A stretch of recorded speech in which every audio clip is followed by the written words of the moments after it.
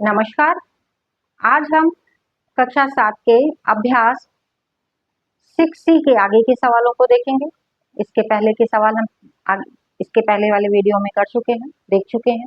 अब हम आज प्रश्न नंबर 8वां करेंगे। देखिए क्या कह रहा है प्रश्न नंबर 8वां। दो अंकों की एक संख्या के अंकों का योगफल 4 है। यदि दहाई के अंक से इकाई का अंक घटा दिया जाए तो शेष 2 है, तो संख्या ज्ञात कीजिए। सबसे पहले यहाँ पे बात आ रही है क्या, दो अंकों की एक संख्या यानी कि मान लेते कोई भी 23 हो गया या 45 हो गया, ये दो अंकों की एक संख्या हो गई। ठीक है, ये दो अंक हो गई। अब इसमें क्या कह रहा है, दो अंकों का योगफल 4 है। दो अंकों का योगफल यानी कि इन दोनों को अगर जोड़ दिया जाए, अगर हम 2 और 3 ले रहे हैं यहाँ पे, अगर हम x और y ले लेते, x और y, तो क्या स्टेटमेंट के हिसाब से हमारा क्या होता, x प्लस y बराबर 4, और दहाई के अंक से इकाई का अंक घटा दिया जाता तो शेष 2 आ जाता। ठीक है, तो इस हिसाब से दो अंकों की संख्या की जगह पे हम क्या कर लेंगे, x और y मान लेंगे। ठीक है, तो वह संख्या ज्ञात करनी है। ठीक, अब यहाँ पे मानते हैं हल। माना संख्या का इकाई का अंक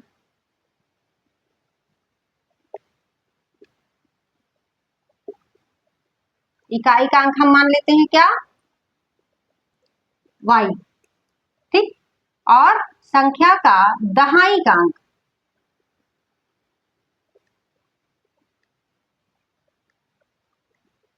अंक क्या मानेंगे, x। ठीक है, तो वह संख्या क्या बन जाएगी, दहाई का अंक x और इकाई का अंक y है, तो संख्या क्या हो जाएगी, दहाई का अंक पहले x और y, ये हमारी संख्या। जैसे अभी हमने बताया ना, यहाँ पे 45 है, तो ये जो है हमारा x और ये y हो गया, तो ये इसी तरह संख्या हो गई। ठीक है, अब हम प्रश्नानुसार देखते हैं। प्रश्नानुसार क्या कह रहा है, अंकों का योगफल 4 है, यानी इन दोनों को जोड़ दें तो 4 आ जाए। ठीक है, यानी कि क्या, x plus y is equal 4। ठीक, पहला हो गया। यदि दहाई के अंक से इकाई का अंक घटा दिया जाए, दहाई के अंक से इकाई का अंक घटा दिया जाए तो शेष 2 आता है। दूसरा क्या है, दहाई के अंक से, यानी कि x minus y is equal कितना आ रहा है, 2। दहाई के अंक से इकाई का अंक घटाया जा रहा है तो कितना आता है, 2। हमारे पास 2 समीकरण हो गए, पहला और दूसरा। अब हमें संख्या बतानी है। अब 2 समीकरण, इन्हीं 2 समीकरणों को क्या करेंगे, हल करेंगे। ठीक है, अब यहाँ पे लिखते हैं समीकरण 1 से समीकरण 2 को घटाने पर, ठीक, हम इसको यहाँ पे लिख लेते हैं दोनों समीकरण, x प्लस वाई बराबर 4 और x माइनस वाई बराबर 2। अब देखिए इसको घटा दें हम यहाँ पे। ठीक है, तो ये विपरीत निशान वाला ये कट जाएगा और यहाँ पे क्या आ जाएगा, 2x, और यहाँ पे क्या है, 4 2 6, धन है 6 हो गया। तब ये कितना हो जाएगा, 2x बराबर 6, तो x बराबर 6/2, 2 तिहाई 6, यानी कि x की वैल्यू कितनी आ गई, 3। हमारा दहाई का अंक निकल आया 3। अब इकाई का अंक, दूसरा अंक निकालने के लिए किसी भी समीकरण में हम x की वैल्यू रख देंगे तो हमारा दूसरा निकल आएगा।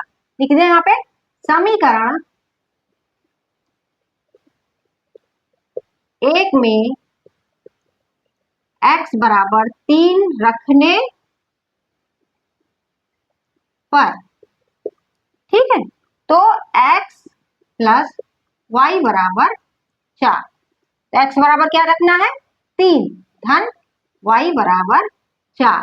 अब y बराबर क्या हो जाएगा, 4 माइनस 3, तो y बराबर कितना आ गया 1, यानी कि हमारा y की वैल्यू इकाई, y हम इकाई माने हैं तो इकाई की वैल्यू y बराबर कितना आ रहा है 1 और x बराबर कितना आ रहा है 3।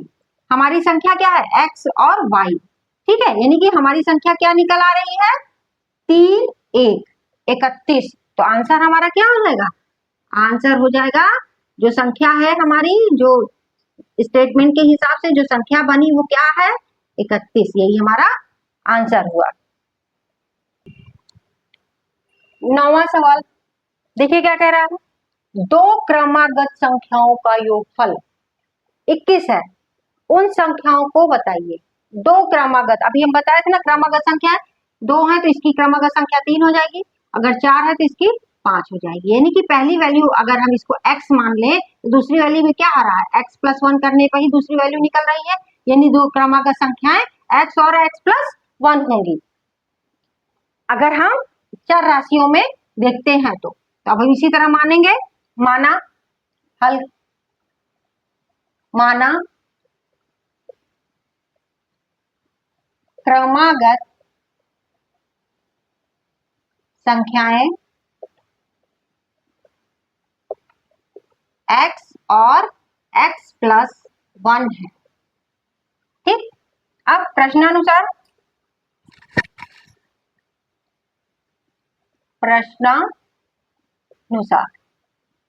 क्या कह रहा है, दो क्रमागत संख्याओं का योगफल 21 है, यानी कि x + 1 ये कितना है 21 है। तो उन संख्याओं को बताइए, हम इसको सॉल्व करके वैल्यू निकाल लेते हैं। x + 1 = 21, यहाँ पे 2x + 1 = 21, 2x = 21 - 1, ये इधर जाएगा तो ऋण में हो जाएगा, ठीक है। तो 2x बराबर यहाँ 20 आ जाएगा, x बराबर 20/2, यानी कि 2 दहम में 20, x की वैल्यू कितनी आ गई 10, एक की वैल्यू हमारी कितनी आ गई 10। अब दूसरी की क्या है x + 1 है, तो अब यहाँ पे लिखेंगे संख्याएं, पहली है x यानी कि क्या हो जाएगी 10 और दूसरी क्या है x + 1, ये हो जाएगी 10 धन 1 बराबर 11। तो हमारा आंसर क्या आ जा रही है 10 और 11, ठीक है। 10वां सवाल क्या कह रहा है, दो क्रमागत सम संख्याओं का योगफल, दो क्रमागत सम संख्याओं का योगफल 30 है, उन संख्याओं को ज्ञात कीजिए। हम क्रमागत सम संख्याओं की बात कर रहे हैं, तो अगर हम क्रमागत एक सम संख्या 2 है तो दूसरी क्रमागत संख्या क्या होगी 4 होगी, ठीक है, यानी कि अगर इसको x मान ले तो ये x + क्या होगी 2 होगी। तो क्रमागत सम संख्या पहली अगर x है तो दूसरी x + 2 होगी, ठीक है। अब इसी तरह हम मान लेते हैं, माना क्रमागत सम संख्याएं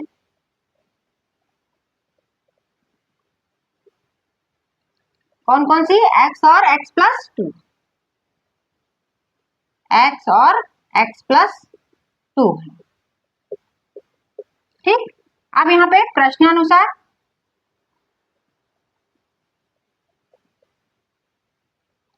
क्या कह रहा है, दो क्रमागत सम संख्याओं का योगफल 30 है, यानी कि x + x + 2 बराबर 30, ठीक है। उन संख्याओं को अब निकालना है, अब यहीं से सॉल्व करते हैं, ये x + x + 2 बराबर 30, ये 2x हो गया, 2x + 2 बराबर 30, 2x ये 2 उधर जाएगा तो क्या होगा माइनस में हो जाएगा, 2x बराबर यहाँ पे 28 होगा, x की वैल्यू कितनी आ गई 28/2, काट देंगे 2 × 1 = 2, 2 × 4 = 8, यानी कि x बराबर कितनी आ गई 14, एक x की वैल्यू 14 आ गई, तो फिर x + 1 यानी कि x क्या हो गया 14, तो x + 2 क्या होगा 14 + 2 बराबर 16, हमारा आंसर क्या होगा 14 और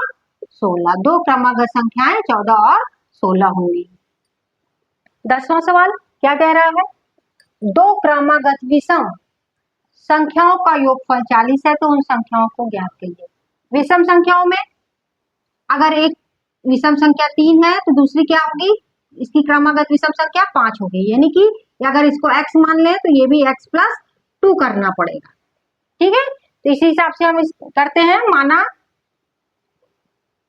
क्रमागत विषम संख्याएं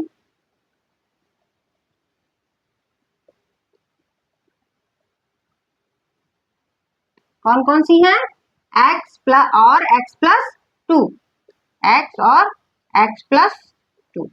अब प्रश्नानुसार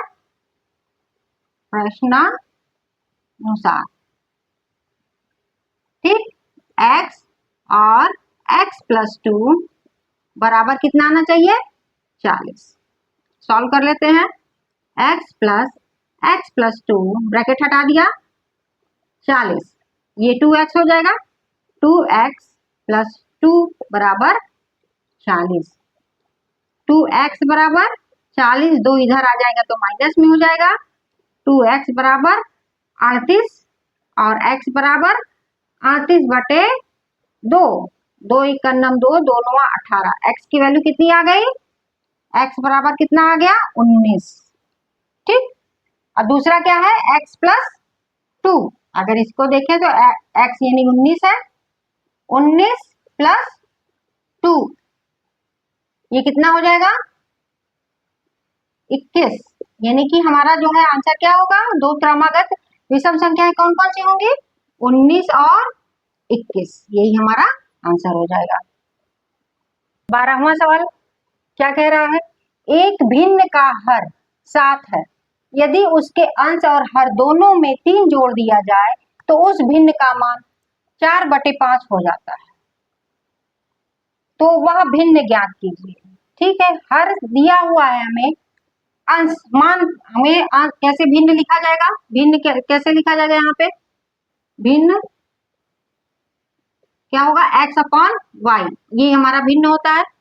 तो इसमें हमें हर दिया हुआ, यानी कि हर दिया हुआ है और हमें अंश निकाल करके उसको सॉल्व करना है, तो हमें अंश मानना पड़ेगा। माना भिन्न का अंश कितना है, x, तो भिन्न क्या होगी, x बटे 7। ठीक, अब प्रश्नानुसार क्या कह रहा है, यदि उसके अंश और हर दोनों में कितना जोड़ा जाए, 3, यानी कि x बटे 7 है, x में भी 3 जोड़ दिया जाए और y में नीचे भी 3 जोड़ दिया जाए, तो इसकी वैल्यू कितनी हो जाती है, 4/5 हो जाती है। तो हमें भिन्न, यानी कि यहाँ भिन्न हमें बताना है।